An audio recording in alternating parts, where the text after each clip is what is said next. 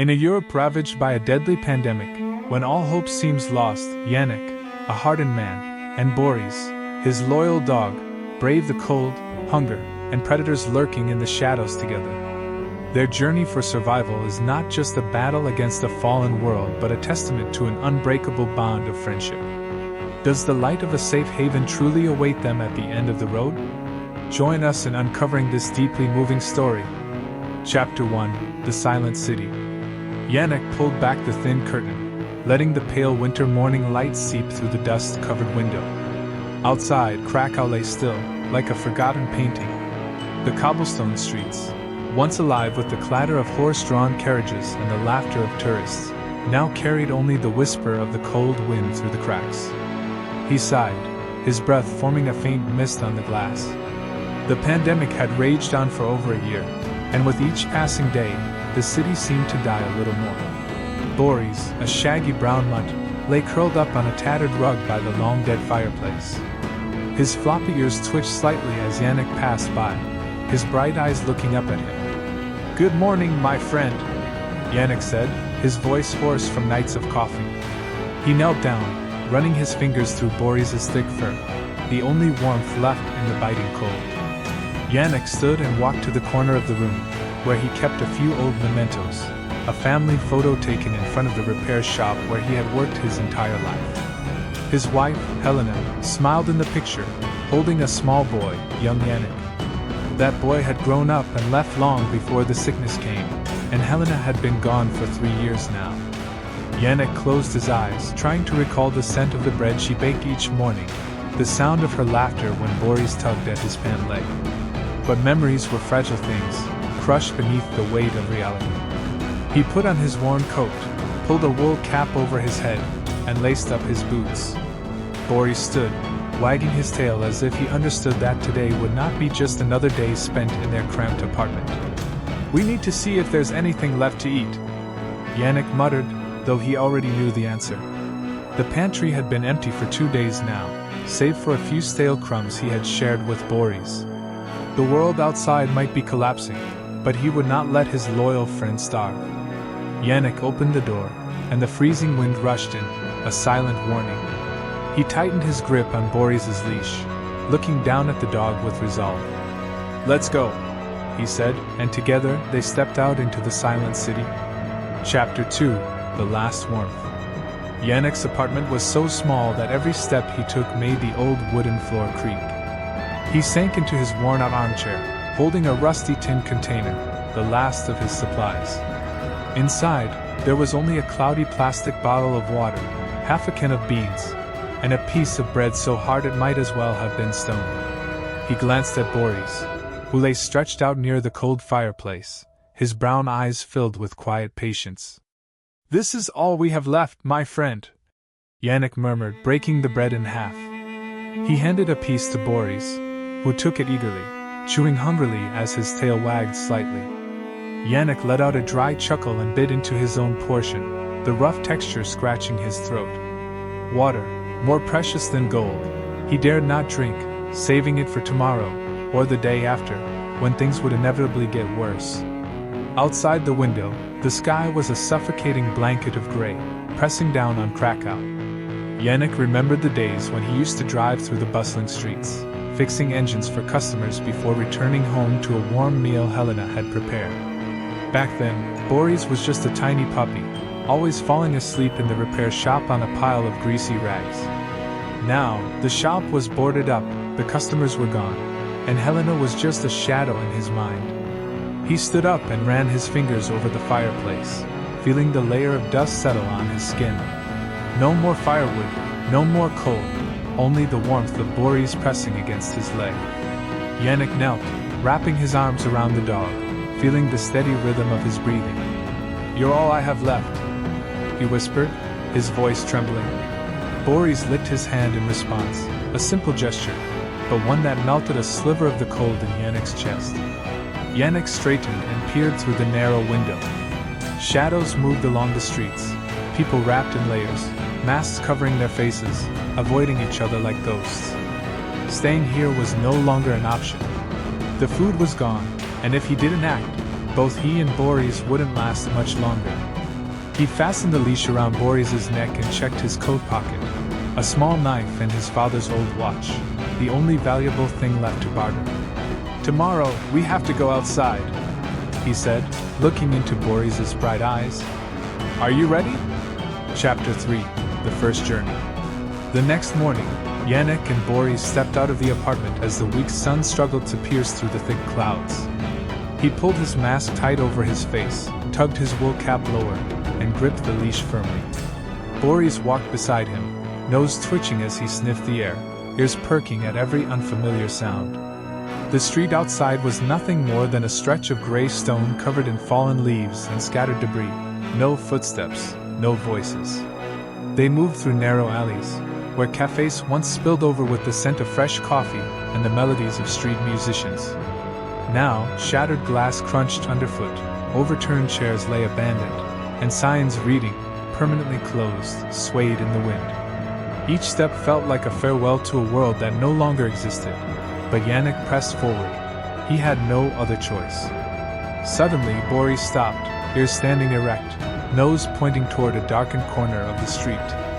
Janek squinted, spotting a figure lying motionless beneath a tattered blanket. His heart pounded as he stepped closer. It was old Wittek, the newspaper vendor who used to stand outside the repair shop. His face was pale, his lifeless eyes staring at nothing, his stiff fingers still clutching the last newspaper he never got to sell.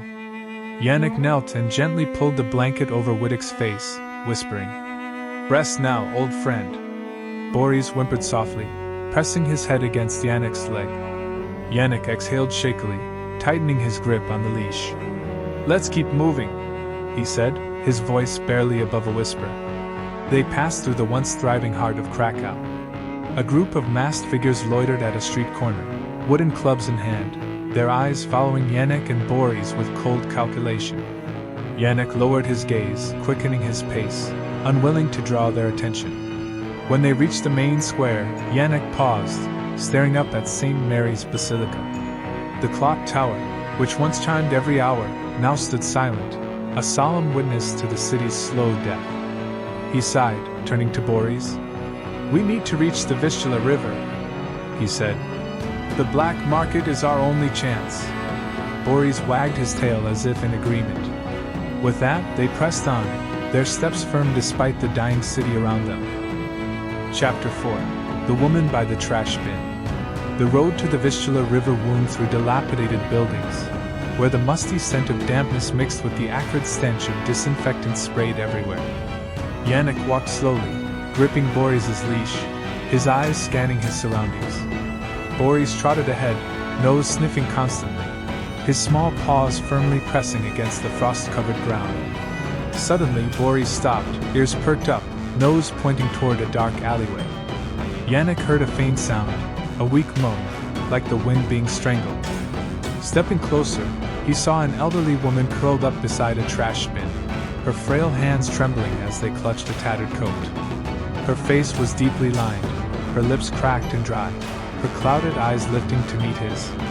"Water," she whispered, her voice so weak it almost dissolved into the air.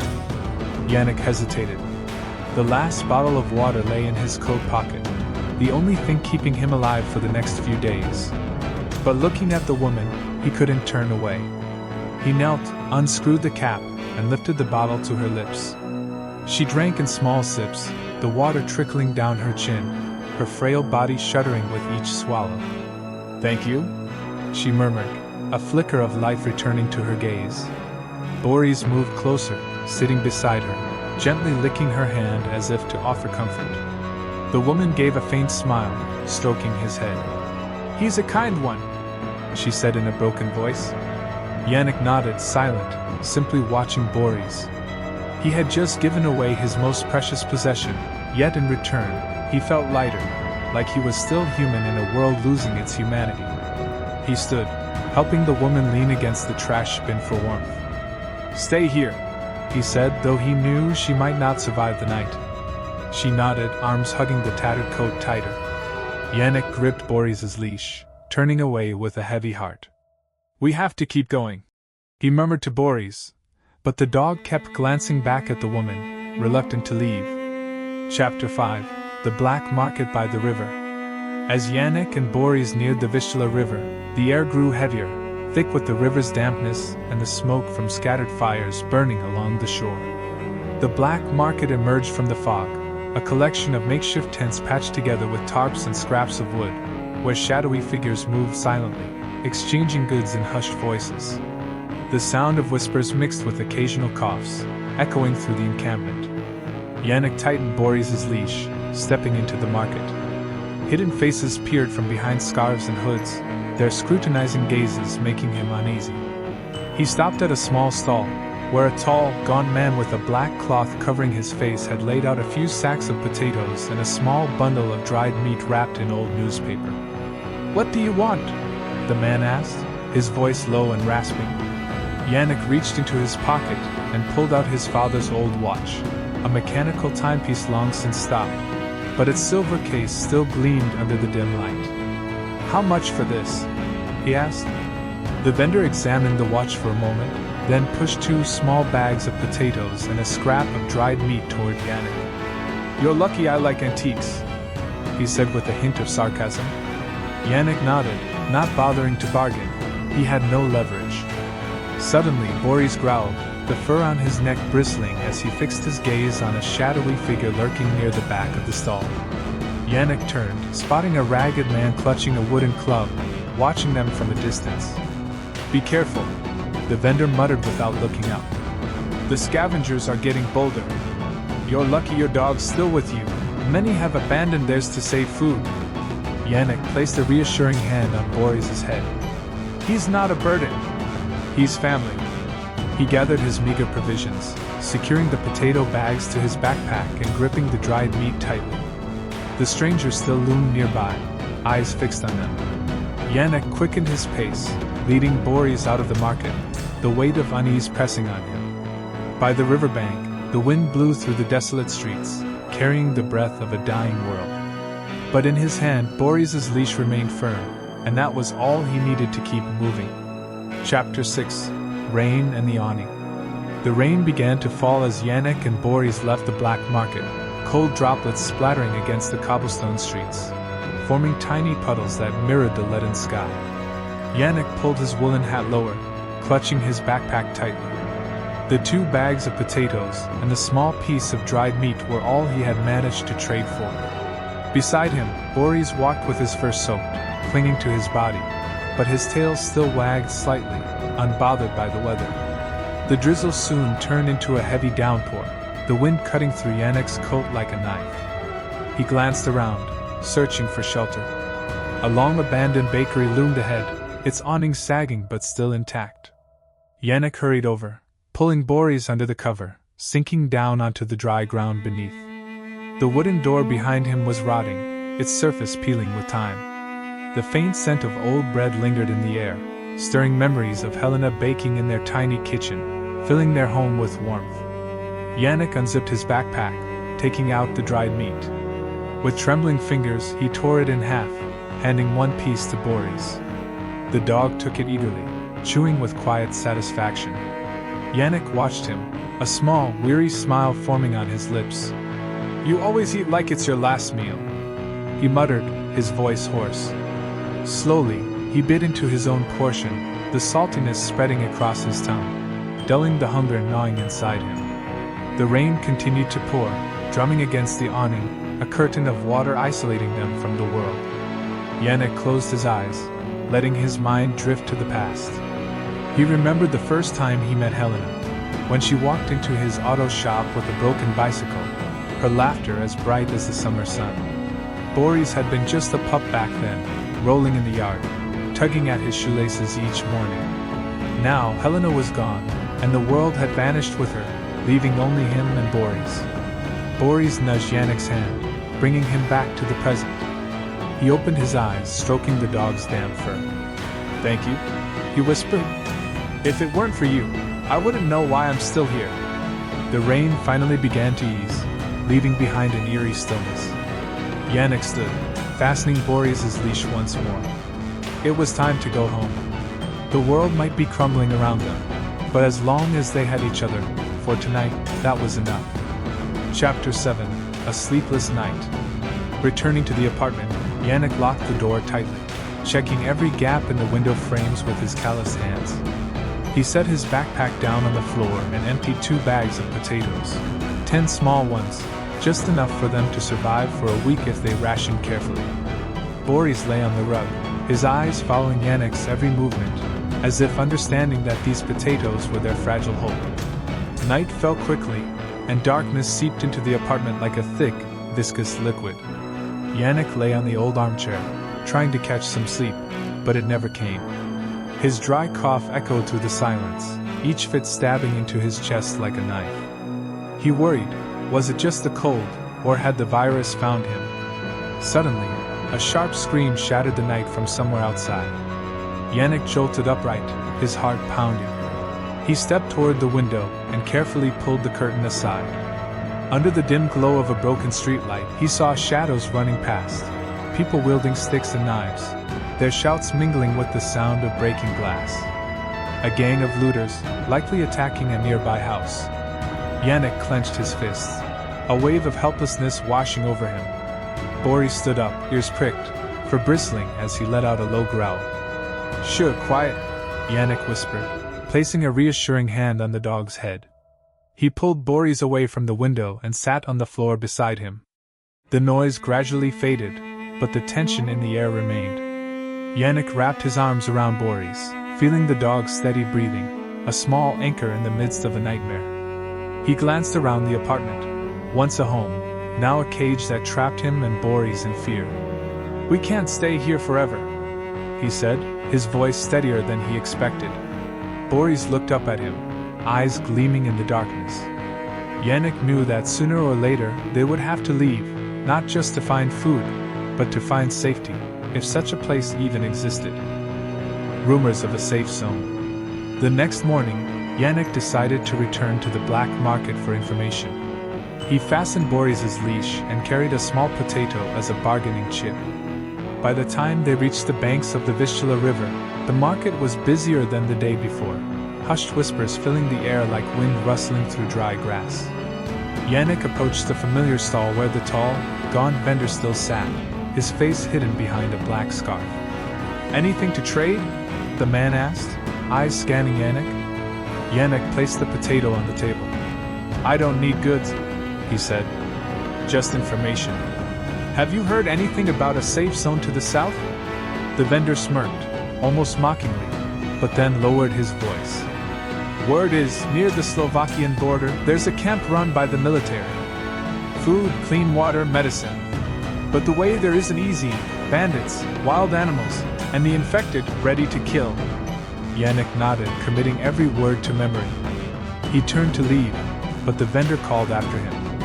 "If you go, don't give your hopes up. Plenty have tried, none have come back." A shiver ran down Janek's spine at the warning, but the thought of a safe place, where he and Borys could survive, had already taken root in his mind. On the way back, Janek stopped by the riverbank, staring at the rushing waters beneath the mist. He knelt down and stroked Borys' head. "What do you think? Should we try?" Borys wagged his tail, pressing his head against Janek's hand, a silent answer. Janek smiled, determination rising within him. The road ahead was dangerous, but he couldn't keep living in the cage of Krakow, waiting for death to come knocking. Chapter 9: A Hard Choice. Back at the apartment, Janek searched every corner for anything that could help them on the journey. He pulled open an old drawer beneath the table, and his eyes landed on a dust-covered object, a small, old revolver, something his father had kept from his hunting days. He picked it up, the cold metal heavy in his hand. Beside it were 3 bullets, tarnished with age. Janek sat down, placing the gun on the table, staring at it. He had never fired a gun, never imagined he would need to. But the world outside had no room for simple kindness. He had seen it in the men with clubs at the market, in the screams of the night. If he and Borys were to leave, they needed something for protection. Borys approached, sniffing the gun before sitting by Janek's feet, eyes watching him intently. "I don't want to be like them," Janek said, as if convincing himself. But if anyone tries to hurt you. He didn't finish the sentence, his grip tightening around the gun. He didn't want to kill, but the thought of losing Borys was worse than death itself. At last, he tucked the revolver into his coat pocket along with the 3 bullets. He stood up and began packing 2 bags of potatoes, the last piece of dried meat, an empty plastic bottle to collect water if they found any, and Borys's leash. He took one last look around the apartment, his gaze landing on an old family photo on the shelf. "I'll come back if I can," he murmured, knowing it was an empty promise. Janek clipped the leash onto Borys's collar and opened the door. "Let's go, buddy," he said. "We're going to find something better." Borys wagged his tail and stepped outside with him, without hesitation. Chapter 10: The Stranger. That night, as Janek and Borys prepared to rest in the apartment one last time before their journey, a sudden knock echoed through the door, loud and urgent. Janek stiffened, his hand instinctively reaching for the gun in his pocket. Borys growled, fur bristling as he stood protectively in front of Janek. "Who's there?" Janek asked, voice tense. "Please let me in." A hoarse male voice came from the other side. "I mean no harm." Janek hesitated, but the knocking continued, accompanied by heavy, labored breathing. He cracked the door open and saw a tall, ragged man, his coat torn, his pale face slick with sweat. "My name is Merrick," the man said. "My family, they're all gone. I just need shelter for the night." Janek studied Merrick carefully. He didn't want to trust anyone, but there was something desperate in the man's bloodshot eyes that softened him. "Fine," Janek said, stepping aside. "But no trouble." Merrick nodded, stepping in and curling up in the corner. Borys kept growling, eyes fixed on the stranger. Merrick spoke in a trembling voice, telling Janek about a village near Krakow where the virus had wiped everything out. "I ran, but I have nowhere to go," he said. Janek listened, offering Merrick a small potato. But unease gnawed at him. Marek's eyes flickered toward his backpack, where the gun and food were stored. His hands shook, but not from the cold. Late that night, as Janek dozed off, Borys suddenly barked sharply. Janek snapped awake to see Merrick crouched over his backpack, hands gripping the bag of potatoes. "What the hell are you doing?" Janek shouted, lunging forward. Merrick panicked, shoving Janek to the floor before bolting for the door. Borys lunged, sinking his teeth into Marek's leg, but Merrick kicked him hard and escaped into the night, the stolen food in his grasp. Janek cradled Borys, checking for injuries, anger and disappointment boiling inside him. "I was a fool to trust a stranger," he murmured, stroking Borys's fur. The two slept on the floor together that night, and Janek made a decision. From now on, he would only trust Borys, the only friend who would never betray him. Chapter 11: Betrayal. The dim morning light crept through the cracks in the apartment window, casting a faint glow on Janek's wrinkled face as he sat on the floor, clutching Borys. The sting of Marek's betrayal still lingered from the night before, a wound that did not bleed but burned deep inside him. The bag of potatoes, the last thing they had traded for their final keepsake, was now gone, along with the stranger. Janek glanced at the meager supplies they had left, a small sack of potatoes, a piece of dried meat, a gun, and 3 bullets. "We still have each other," he whispered to Borys, stroking the dog's head as if to reassure himself. Borys looked up at him, his bright eyes free of resentment, as if loss meant nothing to him. Janek stood and checked the bite on Borys' leg from the scuffle with Merrick. Fortunately, it was just a minor scratch, but he still used what little water remained in his plastic bottle to clean the wound with his tattered sleeve. "I won't let anyone hurt you again," he said firmly. A sound outside, heavy footsteps and hushed voices, put Janek on alert. He peeked through the door crack and saw figures loitering near the building, gripping clubs and sacks, likely scavengers taking advantage of last night's chaos. Janek clenched his fists, feeling the weight of the gun in his pocket. He knew staying another day would be too dangerous. "We have to leave, Borys," he said, fastening the leash around the dog's neck. They left the apartment in silence, slipping through Krakow's empty alleys. Janek glanced back one last time at the worn-out door where he had once lived happily with Helena and Borys. Now, it was just a memory. Ahead lay an uncertain path leading south towards safety. But after Marek's betrayal, Janek vowed never to trust anyone again. It was just him and Borys against the world. Chapter 12, Preparing to Leave. Janek led Borys out of the city, heading south across frost-covered fields on the outskirts of Krakow. The biting cold cut into his skin, but he pressed forward with renewed determination. Marek had stolen their food, but not his will to survive. In his backpack, he carried what little remained: 5 potatoes, a piece of dried meat, an empty plastic bottle, and a gun.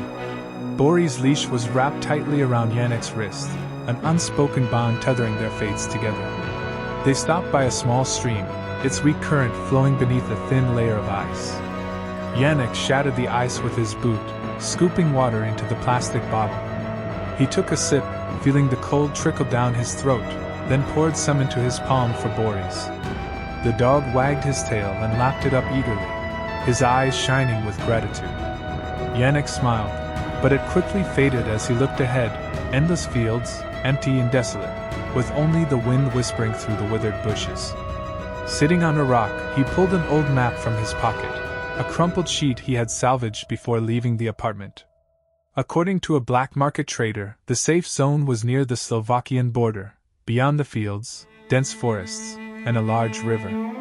Janek planned carefully: travel by day, rest in concealed places at night, and avoid any signs of human presence. He watched Borys sniff around the rock. "You'll be my eyes and ears," he murmured. "I trust you." Janek tightened his shoelaces, adjusted his backpack, and patted Borys' head. "Let's go, buddy," he said, stepping into the open field, leaving Krakow behind like a fading ghost in the mist. Chapter 13, The Desolate Road.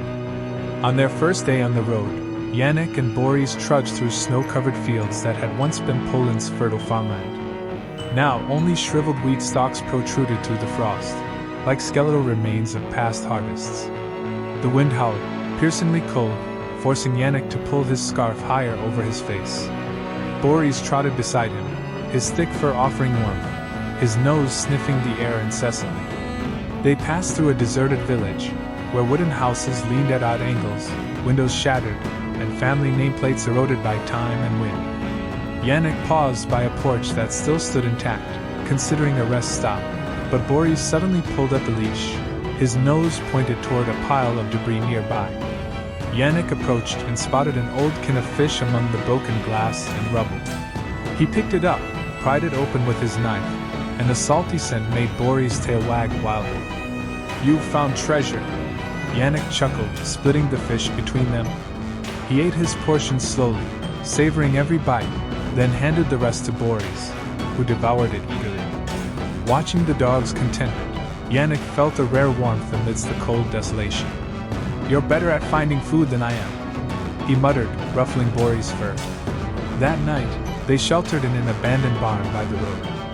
Janek built a small fire from dry twigs, sitting close to Borys for warmth. The wind howled through the cracks, a mournful sound of a dying world. He roasted a potato over the fire until its skin blackened, then split it in half, sharing it with Borys. They ate in silence, the flickering flames casting long shadows over Janek's worn face and the dog's thick fur. The road ahead was long, but for now, in this fleeting moment, there was peace amidst the storm of fate. Chapter 14, The Gang. On the second day, they walked through a sparse forest, the leafless trees standing still in thick fog. Their footsteps crunched over the frozen ground, mingling with Borys' steady breathing. Janek's shoulders ached, an old bruise from when Marek had shoved him, but he pressed on, knowing every step brought them closer to safety. Suddenly, Borys stopped, ears erect, growling softly. Janek froze, squinting through the mist. 4 figures emerged from the fog, carrying wooden clubs and knives, their faces masked with tattered cloth.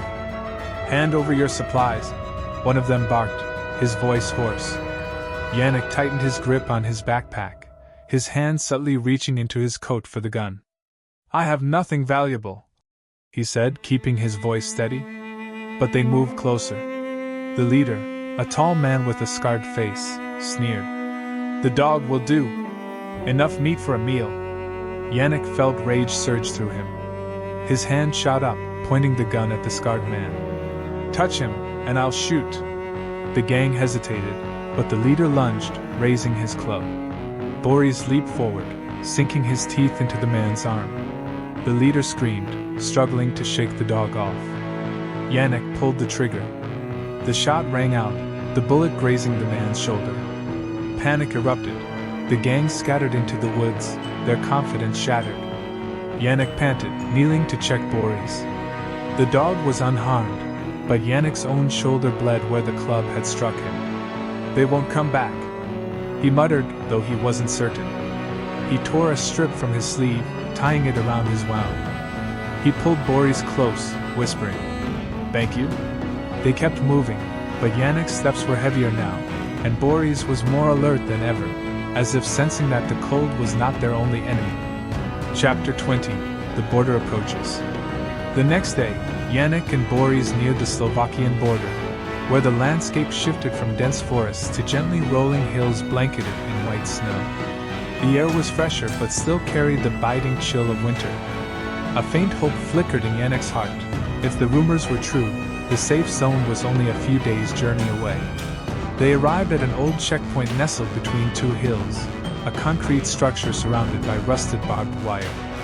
Janek stepped closer, his heart pounding as he noticed the main gate wide open, with no sign of life. Inside, overturned tables, scattered documents, and dried blood stains on the walls told a grim story. "What happened here?" he muttered, gripping Borys' leash tightly. Borys growled, sniffing the air, then led Janek to a corner of the checkpoint. There he found a torn map with handwritten notes. "Safe zone, 20 kilometers west." Though the checkpoint had long been abandoned, the map was the first sign that their destination might be real. But the traces of violence made Janek uneasy. Was the safe zone still a refuge, or had it become another trap? He sat down, sharing his last piece of dried meat with Borys, watching the dog devour it hungrily. "We're close," he murmured, his voice tinged with both hope and doubt. Borys pressed his head against Yanek's hand, as if offering reassurance.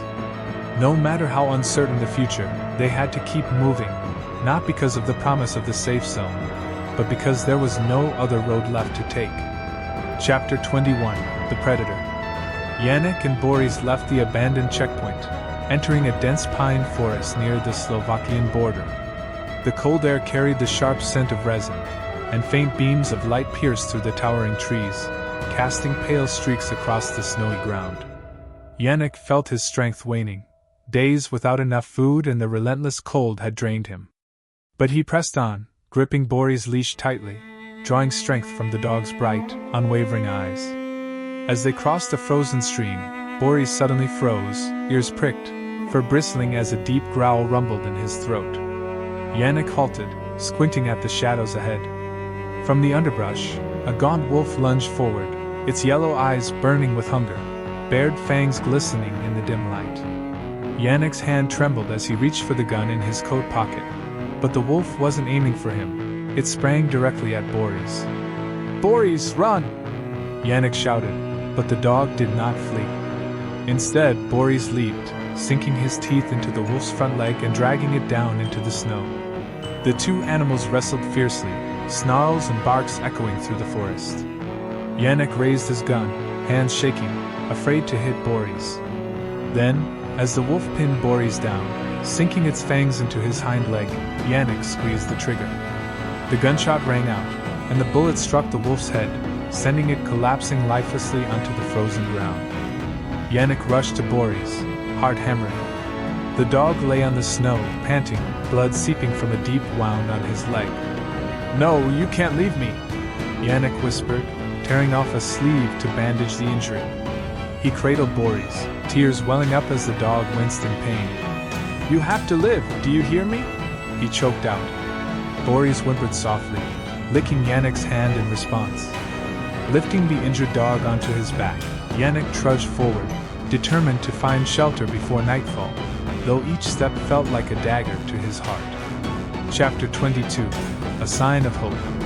That night, Janek discovered an old hunting cabin deep in the woods, its roof partially collapsed but still offering shelter from the snow.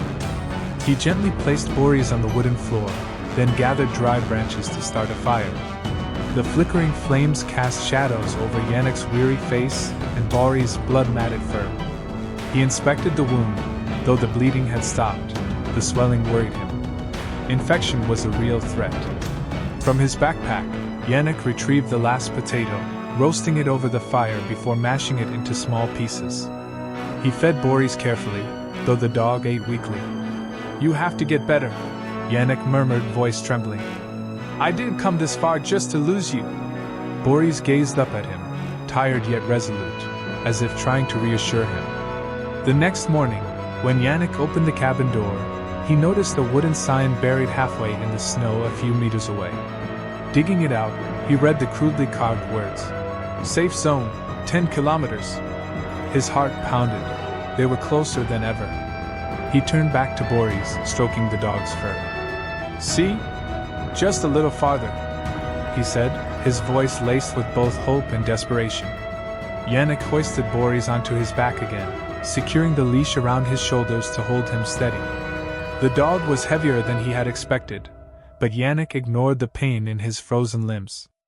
The sign was proof that the safe zone wasn't just a rumor, and though Borys was weakening, Janek was determined to carry him there, even if it cost him his own life.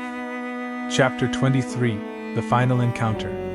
The next day, Janek trudged through low-lying hills, Borys still draped over his shoulders, the dog's faint breath warm against his neck. Hunger and exhaustion blurred his vision, but he refused to stop, eyes locked on the horizon where the safe zone might be waiting. His gun held only one bullet. He prayed he wouldn't have to use it. Suddenly, Borys let out a weak whimper, his ears twitching. Janek turned and saw 4 figures approaching, bandits, the same ones who had attacked them in the sparse woods. Their leader, his shoulders still bandaged from Janek's previous bullet, sneered. "Thought you could escape, huh?" he growled, gripping a long knife. "This time, I take both the dog and your life." Janek gently lowered Borys to the ground, stepping protectively in front of him. He pulled out his gun. "Get lost," he snarled. But the bandits only laughed and charged. One swung a club, striking Janek's arm, knocking the gun from his grasp. He fell, pain exploding through him, but then he heard a hoarse bark. Borys, despite his injury, lunged forward, clamping onto the knife-wielding man's leg and dragging him down. Janek scrambled, grabbed his gun, and fired. The last bullet struck the leader's chest, dropping him instantly. The remaining bandits, terrified, fled into the forest. Panting, Janek cradled Borys, checking for new wound.